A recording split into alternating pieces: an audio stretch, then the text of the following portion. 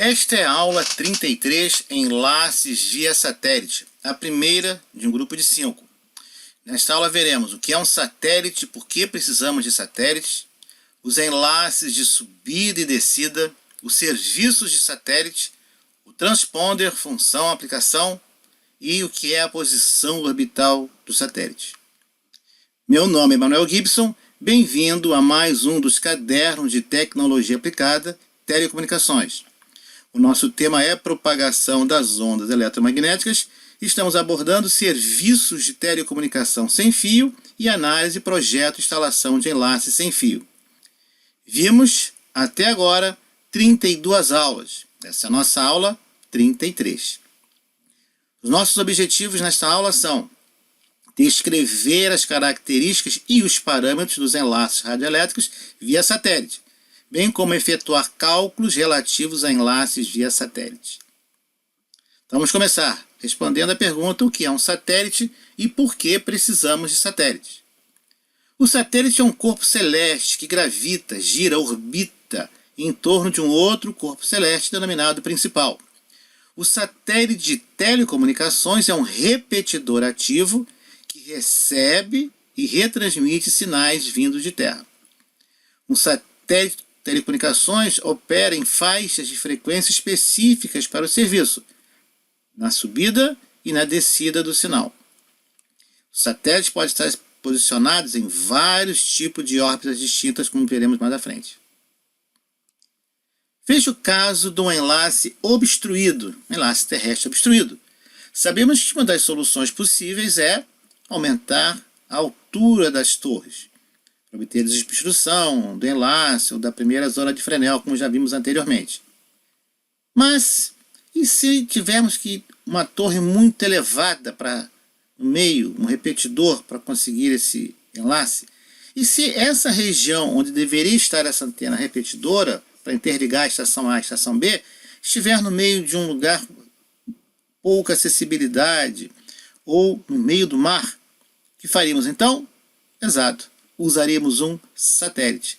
A estação A opera, recebe e transmite sinais para a estação B via o satélite. Então o satélite é um repetidor. Ele recebe sinais e manda de volta para a Terra. O enlace de subida uplink e o enlace de descida downlink são exatamente os enlaces que interligam o satélite e as estações terrenas. A ligação de terra para o satélite, a subida, também chamada de uplink. A ligação do satélite para a Terra, a descida, chamada também de downlink. E a frequência do uplink é sempre superior à frequência do downlink. Temos aí um satélite simplificado, um diagrama de blocos. Temos aqui à esquerda abaixo o enlace de subida. O satélite está recebendo sinais, converte para uma frequência mais baixa e aplica o transmissor que retransmite os sinais para a Terra à direita. Então, na direita, nós temos o enlace de descida ou downlink. A figura mostra um diagrama em bloco simplificado de uma estação terrena. À esquerda, sinais de voz, dados, vídeo entrando para serem passados ao satélite de vários usuários. À direita, temos a antena da estação terrena apontada para o satélite. Então, esse enlace é o caracterizado pelo enlace de subida.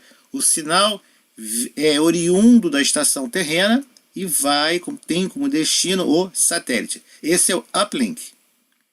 Agora temos à esquerda o sinal vindo do satélite. A antena agora é uma receptora. Passa por vários blocos e é entregue agora em banda base em sinal digital. Estamos falando então do downlink ou enlace de descida. O satélite agora transmite o sinal na direção da Terra. Frequências de uplink em banda C estão ao redor de 6 GHz. É aquelas antenas de maiores dimensões, às vezes de tela, você deve ter visto. O uplink na banda KU é em torno de 14 GHz. É mais comum vermos as estações receptoras, estações em residências, apartamentos, casas, em telhados. Nesse caso, operamos o downlink em banda C em torno de 4 GHz. e o downlink em banda KU em torno de 12 GHz. Os serviços satélite podem ser divididos em fixos, móveis e radiodifusão.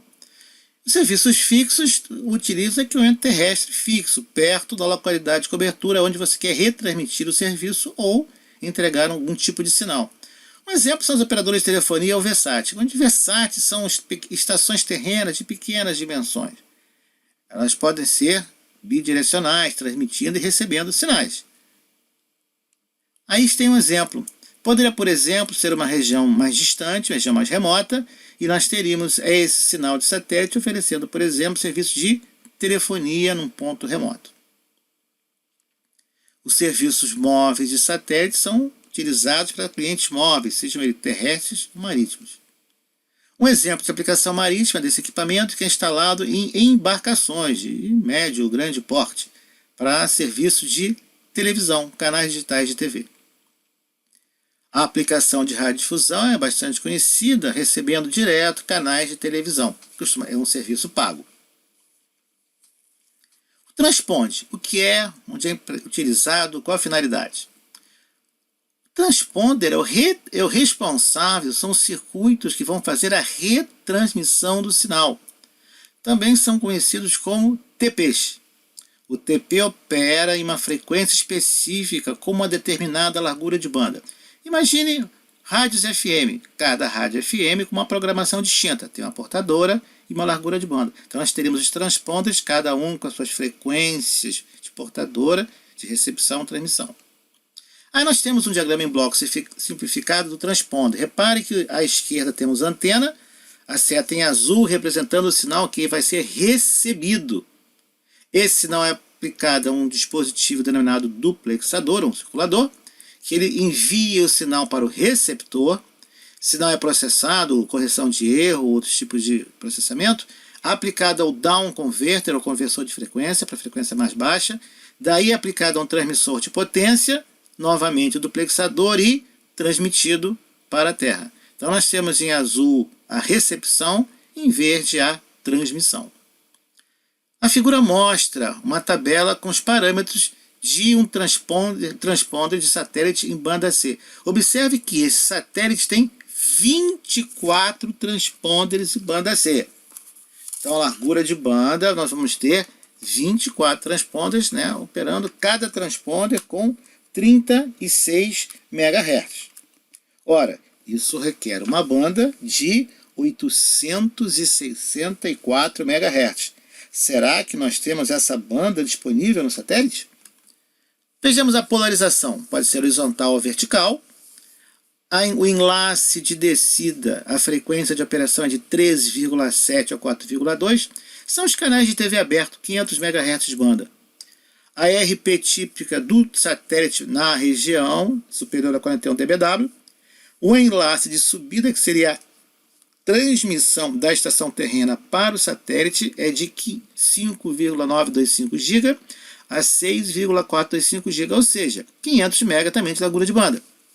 Nós temos também um parâmetro G sobre T e um parâmetro de densidade, fluxo de saturação, que nós veremos em seguida. Mas ainda temos essa pergunta: se o meu satélite só tem 500 MHz de banda, como eu posso alocar mais de 800 MB de banda? Não é taxa de dados, é banda mesmo. No banda KU, vemos analogamente 24 transponders, cada transponder com 36 MB. Esse é um transponder para sinais de vídeo. Polarização pode ser horizontal ou vertical. O enlace de descida, 11,7 a 12,2 GHz, também 500 MHz de banda. E agora observamos que a nossa RP é de superior a 46 dBW. Interessante isso, um valor maior do que a banda C, depois compare. A frequência de subida, também 500 MHz de banda. E mais uma vez a pergunta: não temos 800 MB para alocar os transponders. O que fazer? Bom, o segredo está na discriminação de polarização. Observe a antena vertical à esquerda. O campo elétrico está polarizado verticalmente em relação à superfície da Terra. Uma antena vertical terá a captação máxima, desde que a antena corretamente, do tamanho correto, das dimensões corretas. Essa é a captação máxima. Se essa antena for colocada na posição horizontal, a captação é praticamente mínima. Não é zero. Sempre haverá algum sinal induzido, mas é muito inferior ao da polarização vertical. Então, essa é a mágica. Veja agora na figura. Do lado esquerdo, nós temos as letras maiúsculas H e V, indicando polarização horizontal e polarização vertical. A cor azul caracteriza os transponders de polarização horizontal e amarelo, transponder de polarização vertical. Observe que nós temos 3 transponders de 36 MHz. Se nós não estivéssemos olhando para a figura, pensaríamos, ora, preciso de ser 108, pelo menos 108 MHz, além das bandas de guarda de 2 MHz de cada lado. Mas pela figura você está percebendo que, nesse exemplo didático, nós temos 80 MHz apenas de largura de banda. Como acomodar 108 MHz? Fácil, usando a mágica da discriminação de polarização. 2 transponders de 36 MHz na polarização horizontal e um transponder na polarização vertical. Sim, uma faixa dos transponders ele está em interseção com o transponder vertical. Eles ocupam parte da mesma banda. Temos pelo menos 32 MHz do transponder vertical compartilhando faixa de frequência, mas com polarização distinta. Se tudo correr bem, na recepção os canais poderão ser completamente separados, dentro de certos parâmetros de qualidade. Vamos agora tornar a coisa mais difícil. Lembra que são 36 transponders. No nosso caso, colocamos apenas 7. Observe a largura de banda de 60 MHz e agora nós temos 7 transponders de 36 MHz. Observa a banda de 2 MHz no início e no fim da polarização horizontal, a banda de guarda. Observe também o 4 MHz entre as faixas de cada transponder. Então, observe, temos a frequência central do transponder horizontal 1, FC1H, 2, 3 e 4 em azul.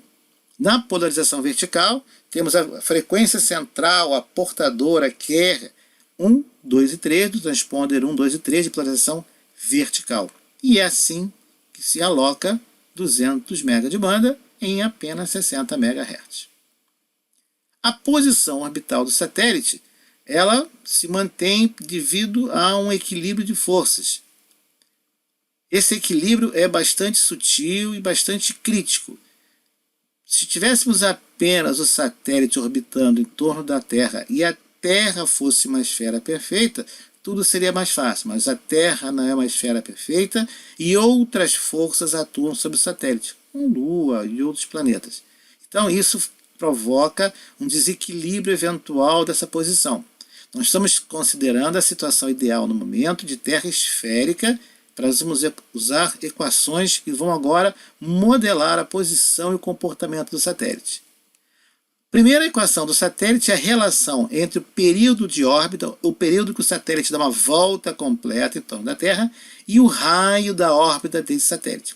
Os parâmetros estão mostrados na figura: constante de gravitação, massa da Terra, o raio da órbita. No caso de satélites geoestacionários, esses que as antenas estão paradas, parafusadas na parede ou presas numa base, eles estão aparentemente parados. E nesse caso, eles rodam junto com a Terra e dão a volta completa em 24 horas, ou um dia. O raio da órbita vai ser a distância do centro da Terra e o satélite. Ou seja, você vai somar o raio da Terra mais a distância zenital. Para satélites geoestacionários, já fica sabendo que essa distância é em torno de 42 mil quilômetros. Colocando em equações mais comuns na engenharia, onde o período de órbita é em horas e o raio em quilômetros, nós temos essa equação. Vemos que a velocidade orbital independe da massa. A massa vai importar para você levar até a posição desejada, o empuxo, a força, a potência do foguete. Aí está a velocidade, não entra a massa do foguete, as constantes utilizadas, os dados utilizados. Aí está a aceleração do satélite e os parâmetros que vão ser utilizados, sempre em função do raio da órbita. Então veja, nós vamos considerar a Terra perfeitamente esférica? Não é. não é uma esfera perfeita. É redonda, mas não é uma esfera perfeita. Então, aí está o raio da Terra, cerca de 6.400 quilômetros. Em algumas publicações você vai ler valores muito precisos de 6.370, mas a Terra não é esférica, então essa é uma aproximação razoável. Esse é o raio da Terra. Nós temos agora um parâmetro chamado distância zenital. É a menor distância entre o satélite e a superfície da Terra. Observe a distância zenital na figura. Exatamente 90 graus em relação à superfície da Terra. Qualquer outra distância de estação terrena até o satélite é maior que a distância zenital. Então está, raio orbital do satélite é o raio da Terra mais distância zenital. Satélite, para você orientar a sua antena, você tem que saber aonde você está, latitude e longitude da estação terrena, e aonde o satélite está, que é a longitude. Com isso você obtém o azimuth e a elevação para aquele dado satélite. Existem diversos aplicativos que você pode baixar na internet para fazer esse cálculo. No nosso primeiro exercício, nós temos um satélite bem de baixa órbita, de 100 km, e nós queremos saber vários parâmetros. Então, o raio da órbita, estamos somando a distância zenital com o raio da Terra, calculamos a velocidade orbital do satélite, mais de 28.000 km por hora, a aceleração do satélite e o período orbital. Isso é interessante. O satélite dá uma volta em torno da Terra em 1 hora, 26 minutos e 17,5 segundos. A cada 1 hora e meia, uma volta. Você já deve ter escutado falar na Estação Espacial Internacional. Ela está localizada a cerca de 408 km de altura. E ela cai, ela é atraída para a Terra e ela desce da posição a cada cerca de 100 metros por dia. Tem que corrigir essa posição de vez em quando. Se você fizer a conta, confira, você vai ter que o período da estação orbital, ela dá a volta ao mundo em cerca de 93 minutos. Ou seja, cerca de 15, pouco mais de 15 pôr do sol. Imagina você aplaudir toda vez que o sol se põe, né? É a Terra redonda. Determine a distância zenital de um satélite geoestacionário. Qual é a distância mínima de um satélite geoestacionário para a Terra? Não é de uma estação terrena qualquer, é aquela posição mágica zenital. Tem um ponto mágico na Terra.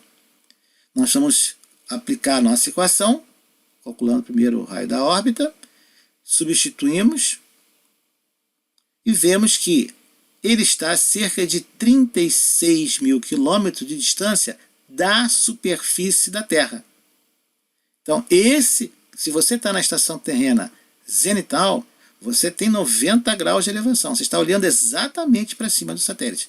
Todas as outras estações têm uma distância maior e necessitam outro tipo de apontamento. Errando esse apontamento, você vai ter uma queda da relação sinal-ruído e a perda do sinal. Então, resumindo, satélites são dispositivos retransmissores, eles recebem da Terra e retransmitem. Eles, de maior capacidade, são geoestacionários, que parecem estar estacionados, por isso que as antenas são fixas. Podem estar em diferentes órbitas, com diferentes alturas, com diferentes tempos de órbita. Os satélites geoestacionários requerem uma estação de controle de terra para manter o satélite na posição estabelecida.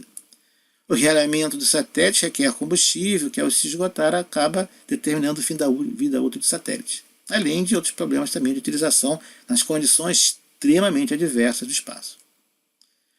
No Brasil, nós estamos basicamente utilizando banda C e banda KU e agora a banda KA.